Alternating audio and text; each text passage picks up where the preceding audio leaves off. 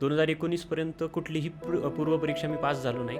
2019ला unfortunately मग पुढे corona आल्यामुळं माझे जे मूळ गाव आहे आमचं खेडेगावात भामराजा इथं मी अभ्यास करायला लागलो.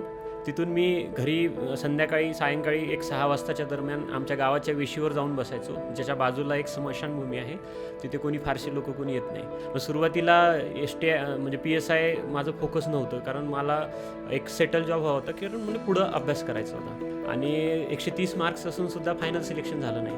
माझं जिल्ह्याच्या ठिकाणी मी म्हणजे यवतमाळला मी अभ्यास करायचो, तिथे माझ्या एवढा स्कोर असलेला कुठलाच व्यक्ती नव्हता. ज्या ठिकाणी माझं सिलेक्शन झालं नाही, हा रिझल्ट आला हे कळलं होतं, ते 4 मित्र घेऊन मी तिथं उभा होतो. एक मित्र माझं त्यावेळेला सांत्वन करत होता आणि त्याच ठिकाणी म्हणजे सायंकाळी मला माझे दोन्ही रिझल्ट मी तिथे सेलिब्रेट केले.